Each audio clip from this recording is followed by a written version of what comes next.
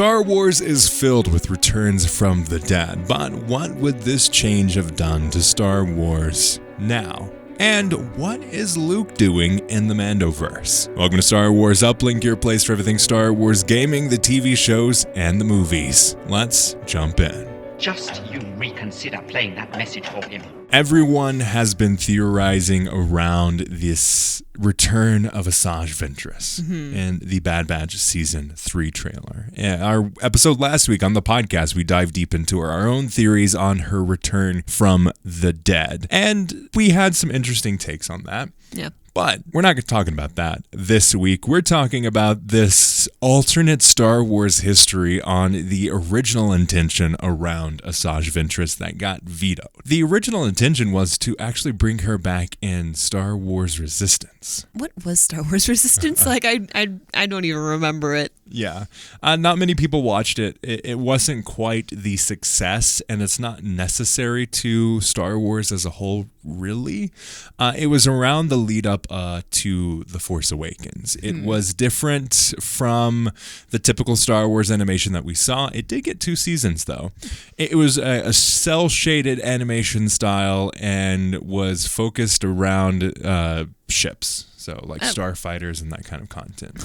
But it was around the rise of the Resistance against, the First Order. Gotcha. And it was quite interesting. But the original intention was to bring Asajj Ventress back in that. Oh. And just for your information, Star Wars Resistance actually takes place 34 years after the Battle of Yavin. Wow. And Ventress is pretty early on. 19 BBY is around the 19 or 18 BBY is around the time frame that we're going to see Bad Batch Season 3. Oh my gosh. So she would tack on another 30, 40 years. Oh yeah, easy. And that would have been the time frame. And that was the original belief on why it was canned on this return. It's too much of a gap to say, oh yeah, first, she's back. She didn't die, actually. Second off, she survived through the whole of the original trilogy. And not just the whole of the original trilogy, all the way up to the point of The Force Awakens. That would be a totally different Asajj Ventress. We know her as this very proud younger woman. Yeah. A little vain. And now she'd be well in years up in. Yeah, she'd be more in the wizened warrior rather than what we know of as the character. Yeah. So that would just be a completely different character in general. And you kind of have to ask yourself why. Why would you bring back that character? And I really think that her being back in this Force Awakens era time frame would have really struck a nerve for a lot of fans in this belief. I subscribe lightly to this belief that there are too many cameos and callbacks and bringing characters from the Clone Wars into this new era. Yeah. I feel like Dave Filoni is still holding on to the past when it comes to the Clone Wars. That was the thing he found his success in. That was the thing he apprenticed in Star Wars too. And it feels like he can't get away from it. Yeah. And I think it's a shame for Star Wars. I don't think we need more of the Clone Wars characters. I would love to see more Clone Wars era stories, but in Clone Wars. If we're going to have Clone Wars characters, I want to see them in Clone Wars. I don't necessarily want to see them in the Mandoverse. Right. I think this belief around timelines and age in Star Wars is like getting stabbed in the abdomen in Star Wars, and it's amorphous. It doesn't really matter, really. If you need to die, you die. But if we kind of want you to stick around, we'll just stab you in there anyway, and you won't die. So it's a... Yeah. Age in Star Wars... Who cares? They're an alien character. Yeah. Cad Bane, who knows how old he is? We're going to bring you back in the Book of Boba Fett. Yeah. So I think that would really bust open the doors for a lot of that criticism again. I do think it's a much better decision to bring her back in the Bad Batch era than it is to jump all the way forward to right up before The Force Awakens. Indeed. I agree. I'm still personally wrapping my head around this idea that they're sticking to that she did die, which isn't confirmed necessarily, but it seems to be confirmed. Star Wars put out a statement. They said, without spoilers, we want to just say that the portrayal of Asajj Ventress will follow and honor the story of her in the books. Specifically, the Dark Disciple book. Right. But that just left us with more questions than answers. But I that's something that we talked about last episode. I do want to talk about the Bad Batch and why that is a good decision to bring her back there. Yeah. Rather than anything else. At this point, my opinion now is just based on where they were thinking about putting her instead of Bad Batch.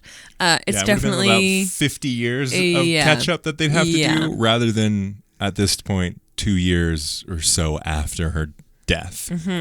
Quotation marks there. Yeah, no, it makes way more sense that if you are going to bring her back, that she's just back. Maybe she just was revived in the pool and then she came back. Yeah, it's fine. Who knows? It's Force lightning. Yeah. We've seen people come back from that so many times. Yeah. Who knows? It might have restarted her heart in some weird way. Yeah. Hit the water. Get the respirator. Clear. Yeah. I think it's good that she's in this. I think it's a well-balanced cast to have her in there. I think it's good to have a Force wielder / lightsaber wielder. Specifically in this time frame, because we've seen or heard rumblings, we've seen slight bits of it with like Cal Kestis and Obi-Wan Kenobi about Jedi in this time frame, but we haven't seen anything on the dark side in this time frame. So I think that's a unique viewpoint on it. Well, and at this point she's kind of I mean, she's not good, but she's not really she's always been evil. Like the darker side of the gray Jedi. Yeah. She's always fallen into the wrong hands, it seems, but she's got this kind of twisted compass that brings her back to decency. Yeah. So she has her own views and her own motivations, and that is what it's going to win out versus any view of good or evil. Yeah, which I think is kind of a fun pairing with the Bad Batch crew. Yeah, because they're kind of similar, but more on the light side. Yeah, side of things. Exactly. So there'll be butting heads, but how much? I don't know. I don't know. Yeah. And it's not confirmed if she's with them or against them either. Yeah. We don't know what side she's really playing. I doubt that she's on the Empire side, though. Let's be honest here. I think not.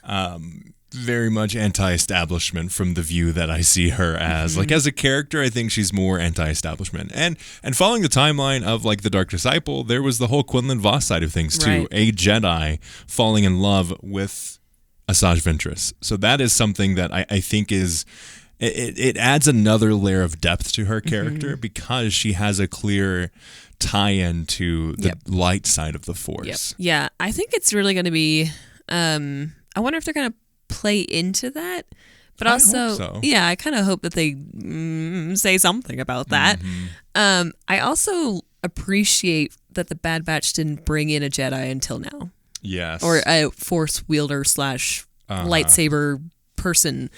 Like that's a good point. They've actually been staying very far away from Jedi things. It's been very much clones and what soldiers do. Which is what it should be. But I think bringing Ventress into this now is actually really interesting, especially from a clone perspective, because she's been so used. She's not a clone. But she's got this like soldier mentality and mercenary almost, just used for what she can do and to kill. What does that sound like? You know? Sounds like all the clones. For the cloning? What was the purpose of the clones? Oh, yeah, to be killed. And to kill and be killed, yes. Yes. I think Asajj Ventress as a character is great. I'm really at odds with myself with this because, one, I want to see the character more, but also I'm frustrated with this belief that death is not real in Star Wars. Anyone that has been killed can still be alive. I think it really muddies the water or dilutes the storytelling a bit because where are the consequences? Where are the where is the consequence here? You get stabbed, boom, okay, boo-hoo, whatever. Lightsaber, not really that deadly. Just Who throw him in the back cares? to tank. Yep. It'll be fine. Back to tank, no problem. But she's also a great character. So on the other hand, I'm like, yeah, I would love to see more of her. I wish there was a way to tell her story without taking away the severity of death. Yeah. And the growth of the character themselves when they go through these. Yeah, because she sacrificed herself. Exactly. It's like you're actually lessening the moment of what she did for a Jedi. You know, like you're lessening. But we'll see. I like the idea of that she is back in this time frame because that is the thing that makes the most sense. I will be very interested to see the specifics on how that works, how they make it work, considering the statement that they had. We'll see. We'll see. As we get more movies and TV shows, the war on books is going to get more intense. Yeah. This idea that books are a lesser medium for canon, I think is definitely true for a lot of the storytelling that we've been seeing, especially with characters like Ahsoka. And you have the Lucasfilm Story Group, and they're there in theory to help correct the idea of canon. But I talked about on Saturday that the idea of canon is kind of a lie. That this fake Star Wars wizard space thing is more real than this other fake Star Wars space wizard thing. Yeah. On the one hand, I'm like, yeah, keep it canon. On the other hand, I'm like, who cares? Do whatever you want to make a good story. Right. That's the priority here. But in terms of canon and these different kinds of storytelling, I do want to talk about Luke and the Mandoverse. Switching eras here, going back from the middle transitionary period between Order 66 and the original trilogy. We're going to hop on to the other side here, where we have the transitionary period of post Return of the Jedi to The Force Awakens, which is getting to be this very interesting and convoluted time frame.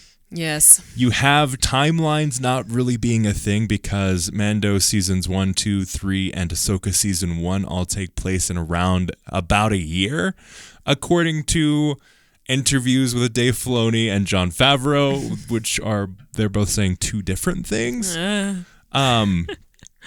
And that mostly comes from this idea that certain things have to happen at certain points to make the events of The Force Awakens make sense. So they're running into the prequel problem where they know certain things are going to be happening. They know that they kind of have to step out of the way at a certain point. Right. So they're trying to make that time frame as rich as possible so they can tell as many stories as possible.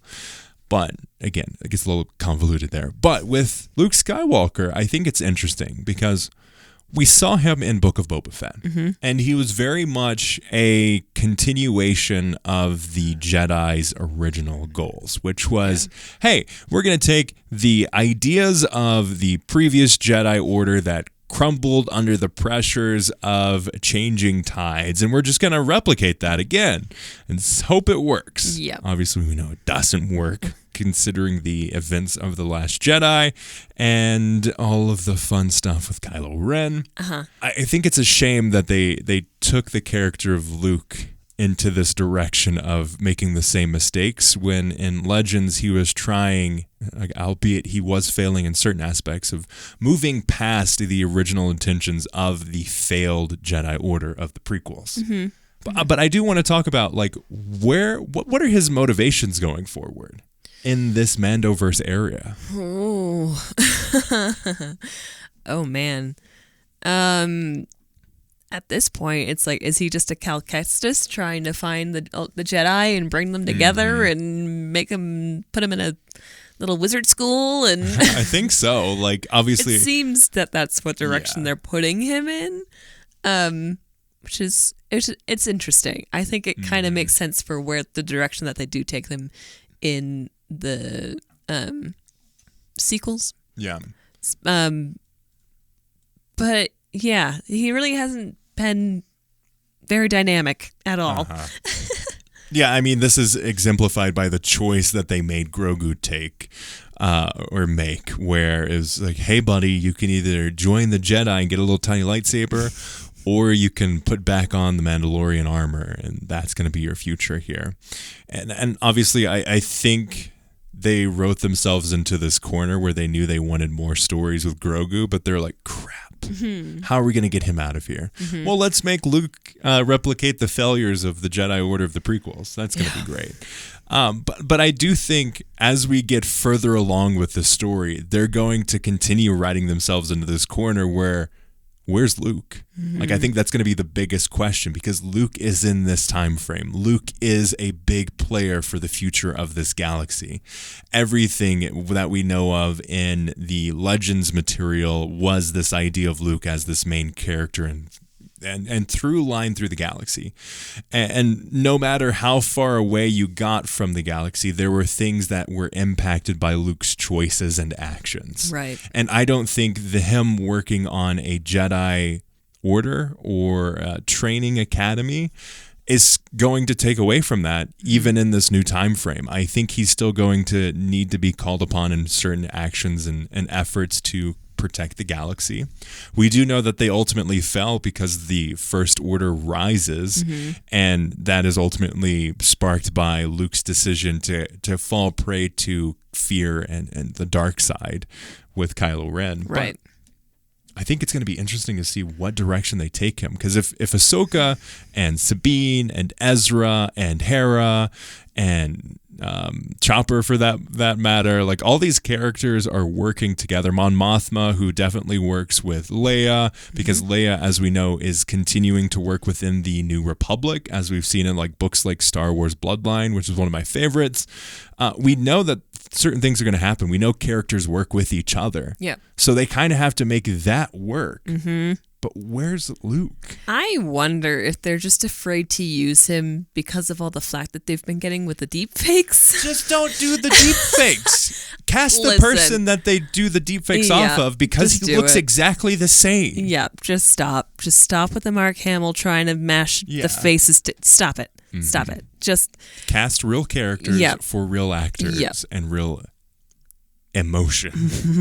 Not replicated fake emotions. Technology is cool. I'm not going to take away that. Like, it's really impressive to see this kind of thing happen, and to keep Mark Hamill involved with the character, I think is interesting. I don't think it's necessary, and I think it's taking away from efforts, because you don't... I'm going back and watching those scenes with Luke in the Book of Boba Fett. It's like, man, they really...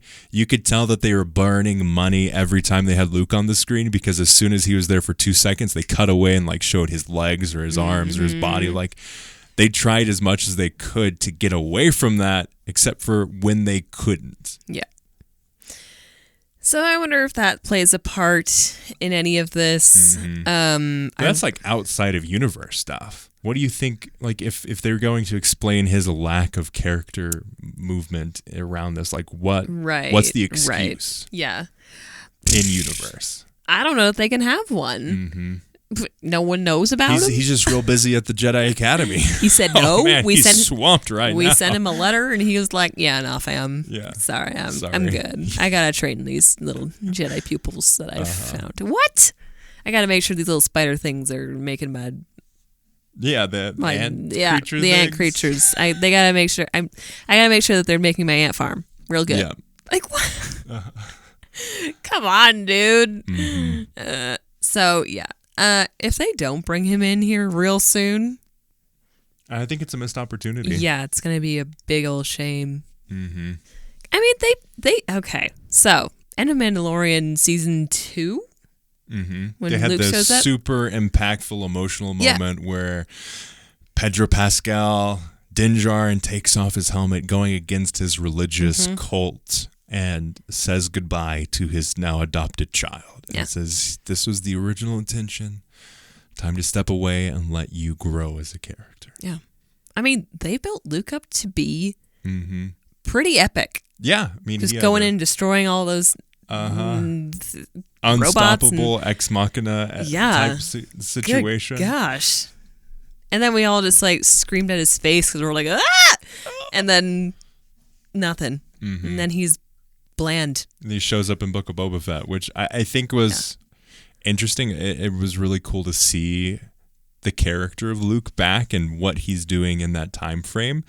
But I also, at the same point, like in the back of my head, I'm like, what's going on here? Do you not hear the rumblings about the Empire still being pretty relevant in the New Republic era. Like, Right.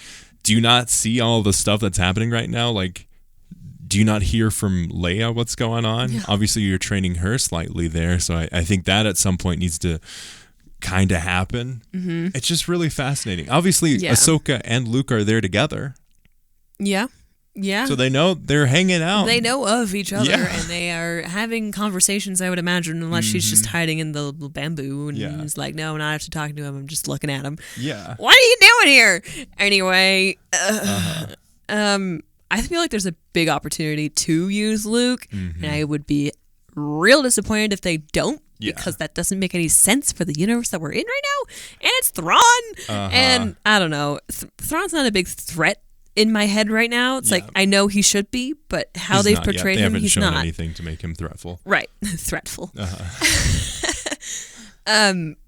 But if Luke doesn't get involved real soon, I'm gonna have a problem. And there's a pretty clear through line. If I'm looking at Ahsoka season 2, whatever happens, more than likely they're going to do an Uno reverse card. If we follow the plot line of the first one, like at the end of season 2, Thrawn's going to get stuck back over on the other side of the universe with Ezra, and then Ahsoka and Sabine will be back in the other side.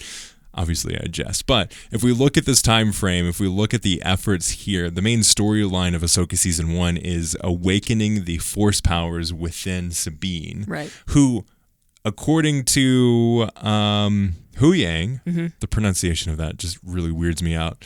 According to him, Sabine is the least talented Jedi Padawan he has ever seen in his over 1,000 years of training. So let's just say, hey, Luke, buddy, you got this Jedi Academy over here.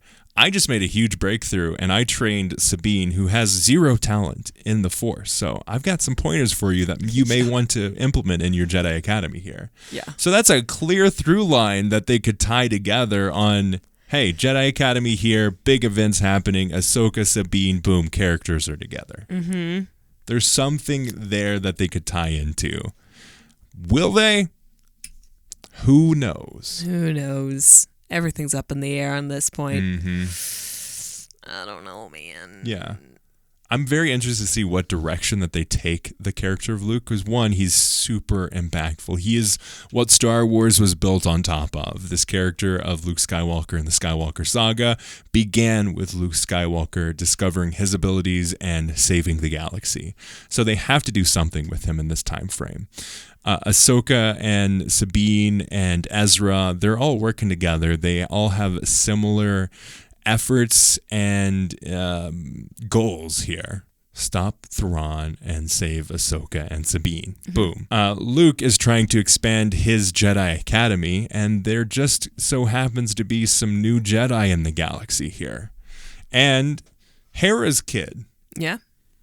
Boom. Through line here. Hello. Why aren't they working with freaking Luke over Jason. there at the Jedi Academy? Yeah.